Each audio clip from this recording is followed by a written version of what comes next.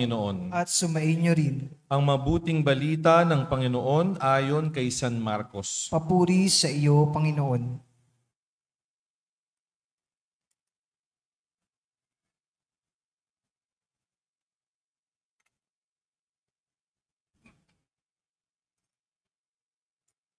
Noong panahong iyon, sinabi ni Jesus kay Juan, "Guro, nakakita po kami ng isang taong nagpapalayas ng mga demonyo sa pamamagitan ng pangalan mo at pinagbawalan namin sapagkat hindi natin siya kasamahan."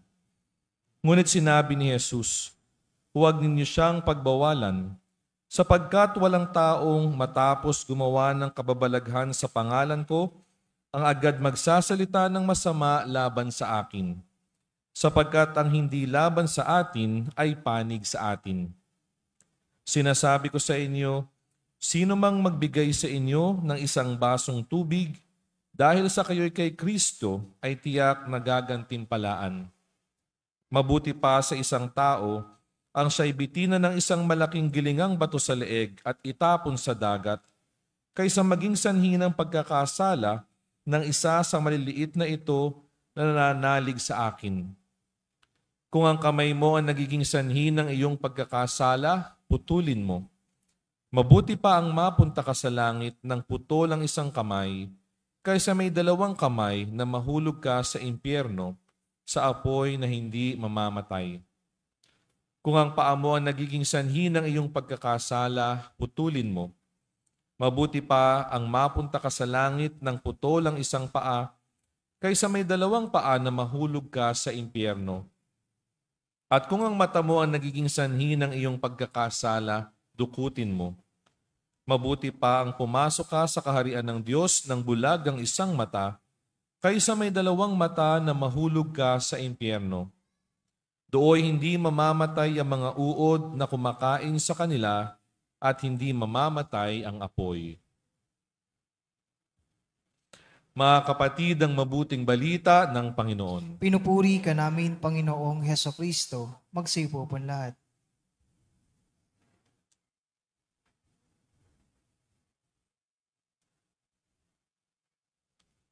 Isang magandang gabi po sa inyong lahat. Sinimulan natin ang araw na ito at tatapusin din ng pasasalamat sa Panginoon sa biyaya ng pagkapari ngayon na aking pong ipinagdiriwang kasama ang aking mga kabatchmate at mga naordinahan din sa araw na ito, September 29. Ngayong nanatapat tayo sa ika-26 na linggo sa karaniwang panahon. Solidad la po para sa Panginoon.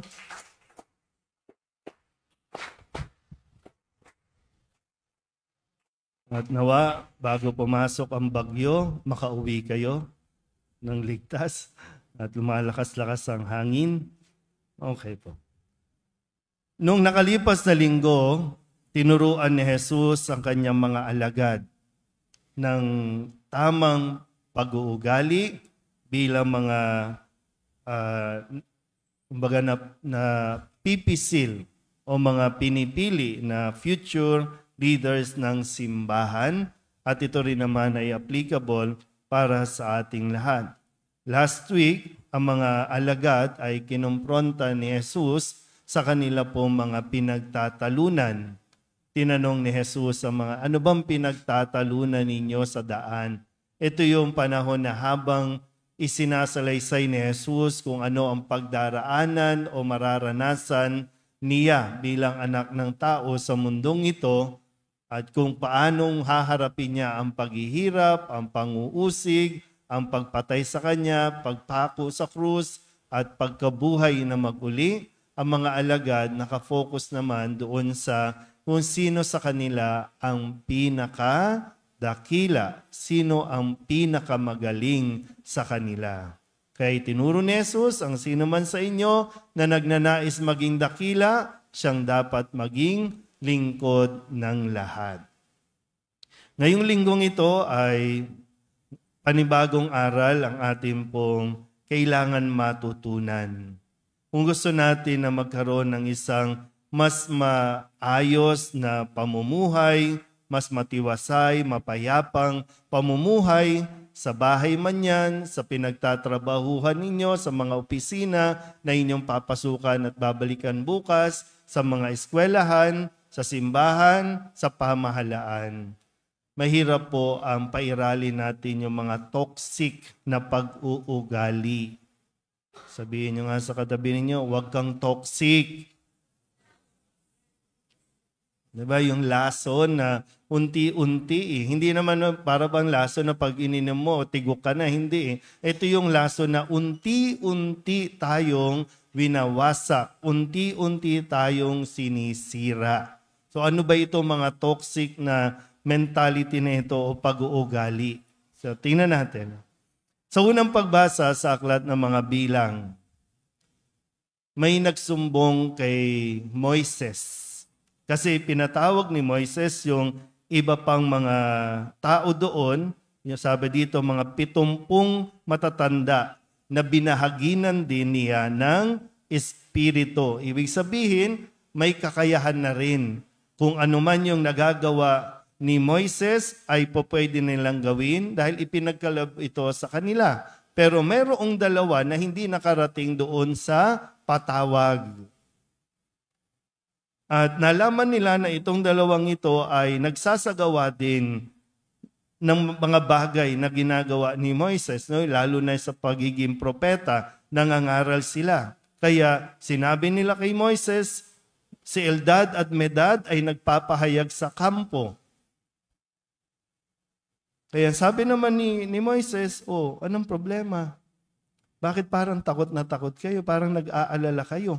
Sa tingin nyo ba, mababawasan ang karangalan ko dahil lamang may gumagawa nito? Hindi. Kaya sabi niya, mas mainam nga, mas marami ang makagawa. Huwag niyong sawayin. Mabuti yung kanilang ginagawa. Bakit nangangamba yung iba dito sa ginagawa ni Eldad at Medad? Sa Ebanghelyo, nagsumbong din o lumapit din si Juan kay Jesus at isinumbong yung ibang mga tao na sinasabing nakakapagpalayas ng demonyo sa pamamagitan ng pangalan ni Jesus. Hindi sila kabilang doon sa 12, hindi sila kabilang doon sa iba pang mga alagad na sumusunod kay Kristo. Pero ginagamit ang pangalan ni Kristo at nakakapagpalayas ng demonyo. Ang sabi ni Jesus, huwag niyo silang sawayin.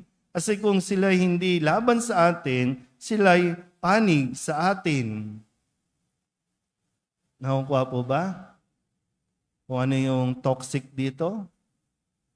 Minsan yung bang kapag pakiramdam natin, nauungusan tayo.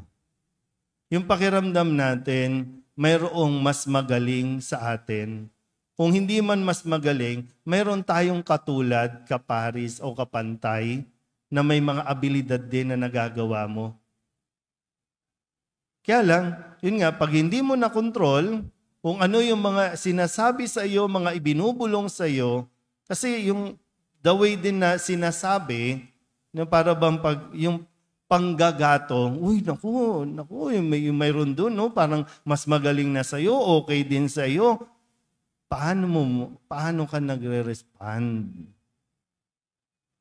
So una, doon tayo sa toxic na pag-iisip na dapat ba kayo lang? Yung pagiging exclusive, dapat ba tayo lang ang magaling? Dapat ba ikaw lang ang maganda ang kilay?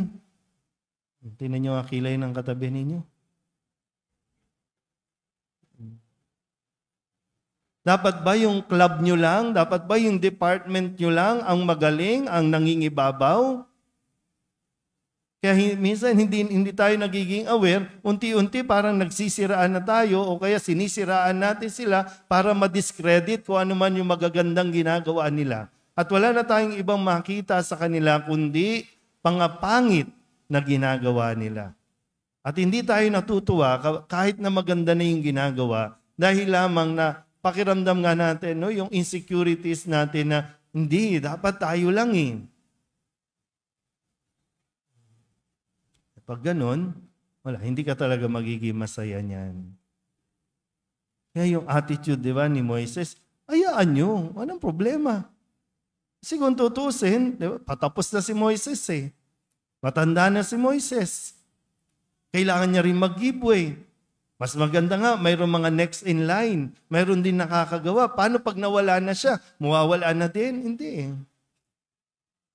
Kaya nga, simbahan natin, bakit nananatiling nakatayo ito? Nananatili na nagpapatuloy pa? Kahit na namamatay na yung mga Santo Papa, Obispo, kasi mayroon tayong mga next in line. Ina-acknowledge natin na sila naman.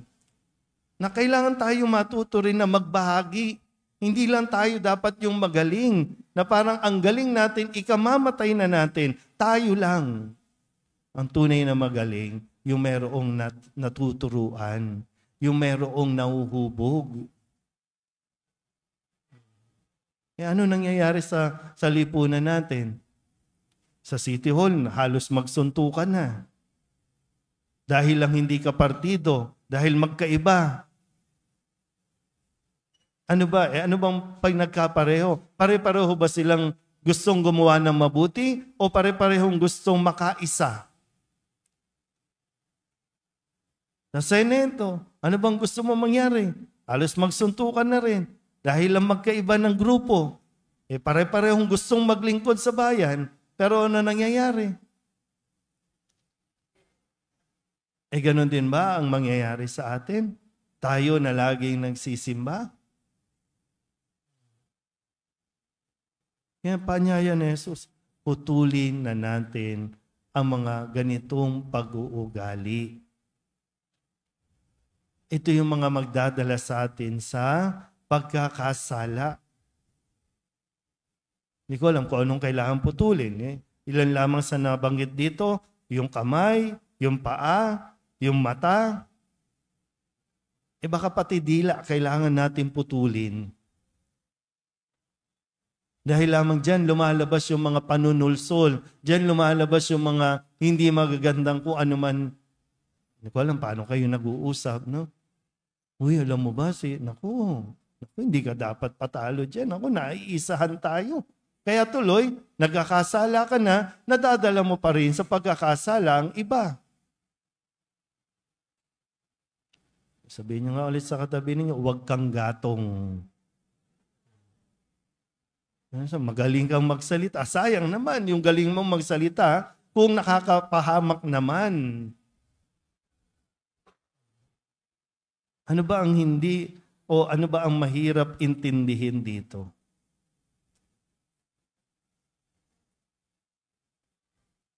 Yan sabi sa paanyaya sa atin. Kasi karamihan din naman, no? Ano bang pinag-uugatan nito?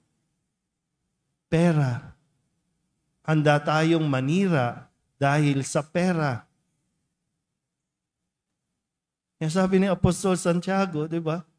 Ang mga kayamanan niyo wala. Tatangis lang kayo pagdating ng araw kasi yung mga kayamanan na yan na pinahahalagaan mo kaysa sa relasyon, kaysa sa ugnayan, maiiwan lahat yan dito. Kung hindi mo mabubulok din yan. Ang problema, mas mauna pa tayong mabulong kaysa sa mga pinahalagahan nating mga material na bagay.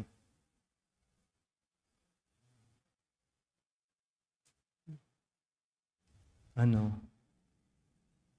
gagawin natin? Bukas, babalik kayo ulit sa eskwelahan, sa trabaho. Makikita nyo na ulit sila.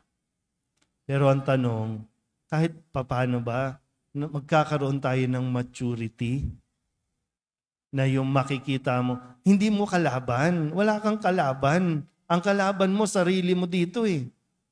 Wala kang kaaga, wala kang kakompetensya. Doon mo malalaman yan kung kaya mong ngumiti doon sa inaakala mong threat sa karir mo, threat sa pangalan mo. Kung magiging masaya ka rin na makita sila na sama-sama kayong magtatrabaho. Pero kung hindi, yun. Kailangan talaga natin na magdasal at pagkalooban tayo ng biyaya na matuto tayong tanggapin ang kakayahan ng iba at maging masaya sa kung ano rin ang magagawa nila. Kung may nagagawang mabuti, maging masaya ka. Kung may nagagawang masama, subukan mong turuang gumawa ng mabuti. At huwag mo nang gayahin yung masama na kanilang ginagawa. Amen?